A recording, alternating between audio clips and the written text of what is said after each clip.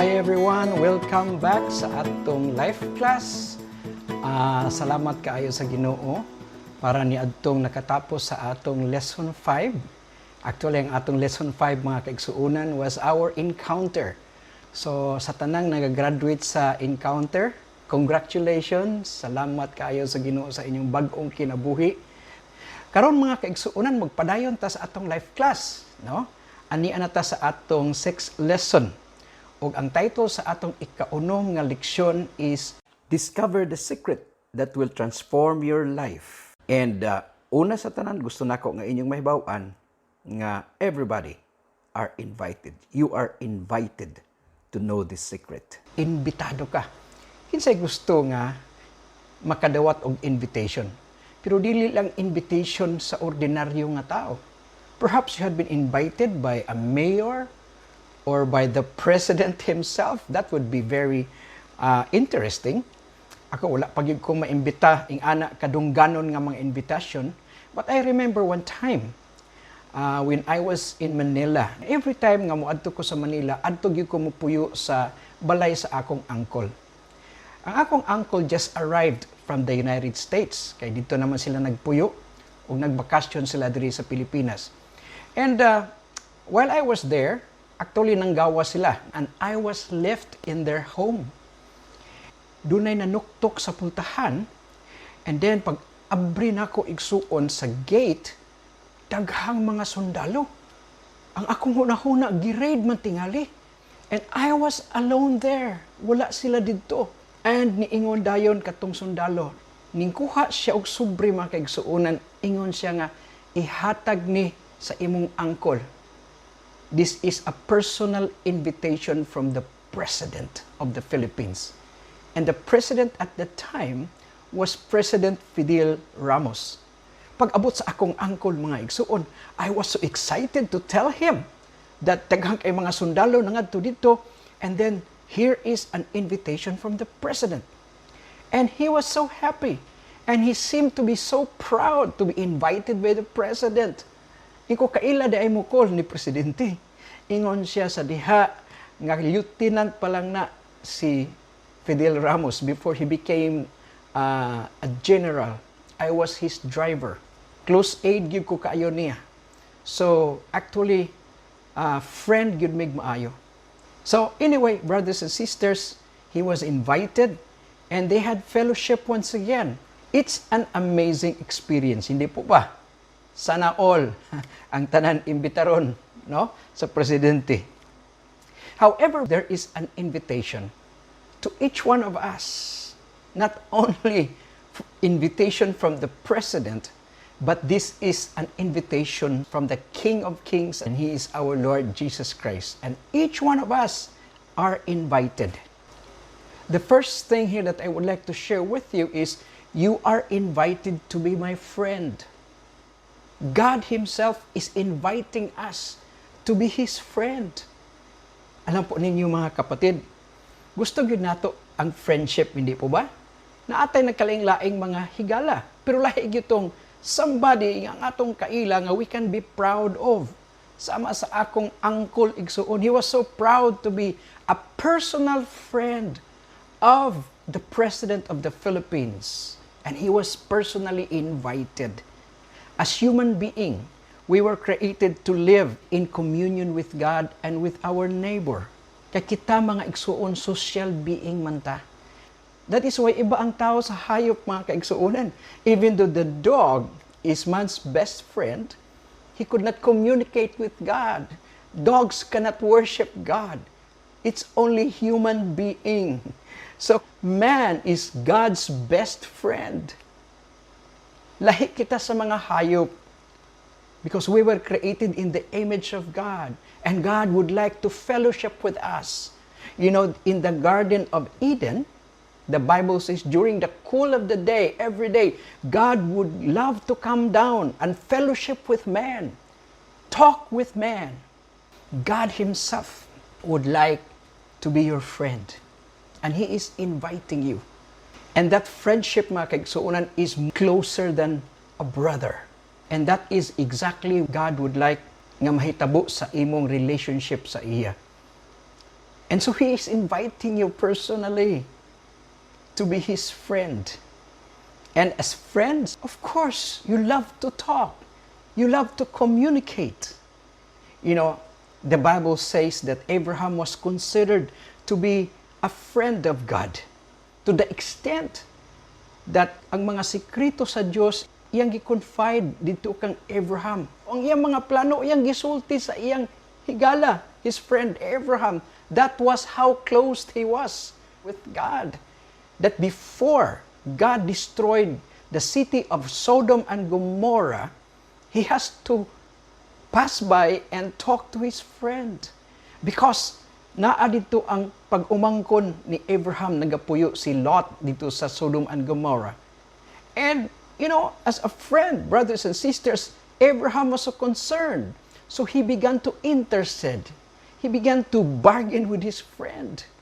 Ingon siya, kung doon ay 50 ka mga tao nga tuwa dito, will you continue to judge the city? He said, I will not for the sake of the 50 people. And then he bargained kung doon ay 40 because he knew that there were no 50 people out there who were righteous in the sight of God. It was only his family. And he bargained to 40, 30, 20, to 10, and finally he gave up. And eventually that city was destroyed, but the Lord commanded an angel to bring out the family of Lot so that they will be spared from that judgment. So Abraham was chosen by God, and out of him, the Lord promised that I am going to bless all the people of the earth because of their friendship. And through him, minggawas ang nasod sa Israel nga kung sa diin, the Savior, the Redeemer came, our Lord Jesus Christ. While friendship is very important to be reckoned with, nga magiging naatay relationship sa Ginoo as personal friend, but we need to develop that friendship through communication. God would love to spend time with you as a friend. And I pray that kana pod ang atong desire that we love to spend time with God as our friend. The Apostle Paul compared our relationship with God. I-compare niya si Jesus as the groom and we as His church, as His bride. Atong makita ang relationship sa magtiayon. It's about loving each other. Pero ang pinaka-importante nga relasyon to develop para sa couple is actually communication. Pag-istoryahanay. Kaya daghang mga magtiayon diha, naara sila puyo sa usa ka bubong, pero walay communication. Naatay relasyon, pero kung wala tay communication, ang atong relasyon magkalayo. Okay? And number 2, you are not just invited as a friend, but you are invited every day. Matag adlaw. Katong akong angkol igsuon, once in a blue moon lang. Ang Diyos nga gusto mahimong atong higala would like to fellowship with us, to talk with us every day. Adlaw-adlaw mga kaigsuunan. Just as we want to spend time with a person we want to get to know, we need to set aside a time to be alone with God so that He can speak to us every day. Alam po ninyo mga kapatid, God would like to speak to us personally every day. Kay perhaps naa siya mensahe alang kanimo, lahi pod sa ubang mensahe. Nakakuha na mo ka ng mag-istorya bitaw nga, nay usa ka tawo nga gusto siya makig-istorya personally sa imo, and then ingon siya nga, pwede ba diri lang sa taspikas kay na ako i-istorya nimo, and then gibiyaan sa atong uban kay he wants to spend personally alone time with you. Kay naa siya importante nga isulti kanimo. Ing ana na siya mga kaigsuunan, no? God would like to talk to us personally. No, sa personal nga paagi, gusto sa Ginoo nga makig-istorya sa ato. Ug ang atong pakig-istorya sa Ginoo, simple lang igsuon. How do you communicate with God? It is what we call prayer. Pinaagi sa atong pag-ampo. So prayer is actually a technology nga gihatag sa Ginoo para kanato so that we can communicate with Him. And how do we pray? Jesus Christ taught His disciples how to pray. Gitudluan sila kung saan pag-ampo. Because God would like us to spend time with Him in our prayer. So how do we pray? There are prayer tips that I would like to share with you today. The best way to start in your prayer is by giving thanks and praising God. Magsugod ta sa pagpasalamat sa Ginoo. Every morning, sa pagmata nato, pasalamatan nato si Lord. Unsa man, igsuon, sa atong kinabuhi mismo, magpasalamat kita sa Ginoo. The Bible says, enter into His presence with thanksgiving and enter into His courts with praise. So ato siyang pasalamatan, igsuon. Pasalamat ta, nga buhi pa ta, pasalamatan nato sa kusog, kabaskog, nga gihatag sa ato. Alam po ninyo mga kapatid, there are so many reasons nga pwede nato siyang pasalamatan. Kanang hangin pa lang nga atong giginhawa, dako na kay na hinungdan nganong magpasalamat ta sa Ginoo. So start praising God. And number 2, we should speak to God with sincerity, without formalities. Okay? Kining pag-ampo igsuon, dili kinahanglan maggamit kag mga balaknon or poetic nga mga pulong, you know, archaic languages to communicate with God. Ato magungunahuna igsuon nga kinahanglan nga formal gyud kay ang atong pag-ampo. Usaahay mo ingon ta, amahan namo nga anaa sa langit, pagaday ko ng imong pangalan. Dili kinahanglan igsuon. It's informal. Kung unsay gusto nimong isulti, you know, when you talk to a friend, dili kinahanglan, higala. Salamat nga ikaw nakig-uban kanako karong adlaw. Kumusta ka man? Dili igsuon. Just simply, hi, how are you? Kumusta ka? Ha? Lipay ko nga nakig-istorya sa imo karon, you know? And then start to tell him from the heart. Ibaw ka, kapoy kay ko gabi, kay baw ka, na problema gid ko kay ba? Kasi makatabang ka sa ako nini akong problema. Just speak to him from your heart. You don't have to, you know, use formal words. You know, kanang mga formal words mga kaigsuonan ato pa nagigamit sa mga public, 'di ba? Mga seremonya, sa atong mga ritual sa pagsimba sa Ginoo. But prayer simply means talking to God. Just talk to God from your heart. Dili kinahanglan nga mga balaknon nga mga pulong, kundi gikan sa imong kasing-kasing. It is important to remember that God is our Father and that He loves us. Mao ni mga igsuon. More than a friend, He is also our Father.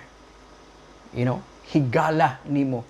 Ang imong papa, imo pag yung higala, and naa kay relationship sa iya, ikaw iyang anak, and He loves you. Just like a father loves his children, ing ana ang paghigugma sa Ginoo kanimo.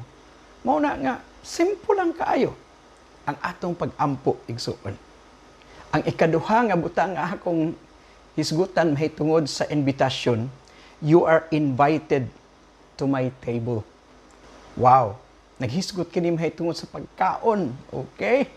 Dali man ka imbitaron ka sa presidente, natural, naapoy kaon-kaon, di ba? So ang atong conversation, dili unilateral. Two-way communication eh. Dapat sa atong pagsulti ngadto sa Ginoo sa atong devotional time, dili lang kay sige lang tapog istorya. Dapat maminaw pud ta sa iya. Mao man na siya ang pag-ampo. Alam po ninyo mga kapatid, ang prayer is likened unto a breath. Kana bitong pagginhawa? Muginhawa man ta, di ba? Mo exhale ta. Pero dili kanunay nga exhale. Dili pwede na maginhawa, mamatay ka na, sige lang kag pagawa sa imong hangin. Doon na po'y panahon nga mo inhale ka. No? Muginhawa ka. So dili lang kay mo bugak ka sa hangin, imo pong higupon ang hangin. Okay?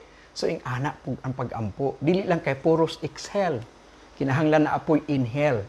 Mudawat pud ta sa mensahe sa Ginoo. And let the Lord speak to us. And how does God speak to us? Through His Word, the Bible. Nag-ingon si Jesus, man shall not live by bread alone, but by every word that proceeded out of the mouth of God. So kini di ang Biblia, spiritual food po na nato. Kung naatay pagkaon sa lawas nun, meron din po tayong pagkaon sa atong spiritual nga pagkaon. And that is the Word of God. Just as we eat every day, ang uban ganit nato, dili lang kay 3 times a day. Napagitay snack, napatay merinda, igsuon. Grabe, sobra-sobra ng atong pagkaon. Pero daghan nga mga tao, nawa po'y kaon sa Word of God.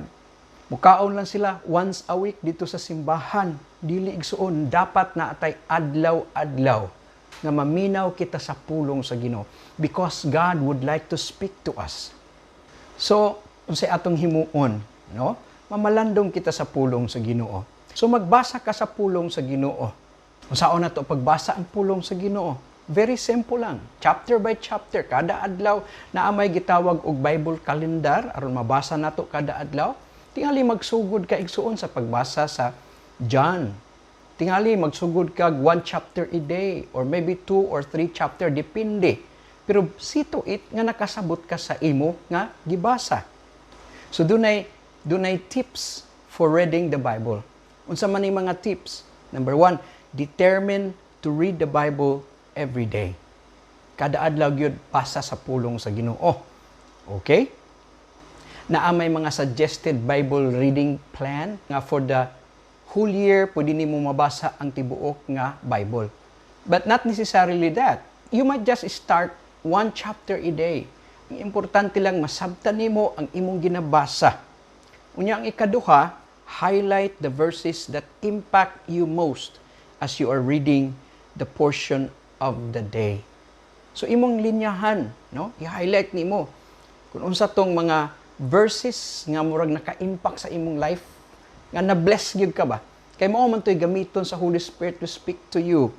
Maayo gyud igsoon magpalitag hardbound copy gyud nga Bible unya atong linyahan, no, lain-laing color. After that dapat naa pug kay imong kaugalingon nga notebook. Write those verses katong mga bersikulo gyud nga na-bless kayo ka in a small notebook. And then kung kaya nimo ma-memorize kato nga mga bersikulo nga naka-impact sa imong kinabuhi. So, let us remember, we need a spiritual food and the Bible is our spiritual food. I pray nga kini nga lesson nakahatag kanato og instruction unsaon nga motubo kita lalo na sa atong relasyon sa atong Ginoo. Because He wants to communicate with us and He wants us also to talk to Him. So, naaman tay online devotion igsuon, ay lang mo pagsalig sa online devotion. Dapat before ka maminaw sa atong online devotion, maay tingaling nga mag-pray ka sa imong kaugalingon, mag-ampo ka sa imong kaugalingon. And then after that, you listen to the Word of God, but you have to read also the Word of God for yourself. Busa niining orasa igsuon, mag-aampo kita, and I pray nga magkaroon ka og closer relationship with God. Karon nga naka-encounter ka na. Naging mabalang kasulatan, draw near to God and He will draw near to you. Let us develop that relationship og personal igsuon.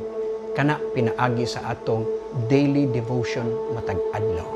Pinaagi sa pakigistorya sa iya sa atong mga pag-ampo og sa pagbasa sa iyang pulong. Mag-aampo kita. Amahan nga langit nun, nagapasalamat gid mi Lord nga ikaw nakig-istorya sa amo karong adlaw and we learned so many things. Salamat kayo Ginoo nga imbitado di ay manimo. Lord, pasaylo ako nga usahay murag wa ko'y gana, mas daghan pa kog time spend sa social media, sa Facebook, sa TV, pero murag wa ko'y gana nga mo spend time with you. Gikan karon akong ikumitar nga ako mga lagad na gyud sa imo ug kada adlaw mugahin kog panahon sa pakigistorya sa imo ug sa pagpamati sa imong pulong. In Jesus name, ako kining ginapangayo. Amen ug amen. Mga igsuon, naatay mga leaders nga mo discuss sa ato nga istorya karon, magpartisipar kamo sa discussion nato niini nga ato nga life class aron nga masabtan pag yun natong dugang ang atong gihisgutan karon. Ay mo kalimot, sunod semana mubalik na punta para sa atong lesson 7. God bless you. Bye-bye.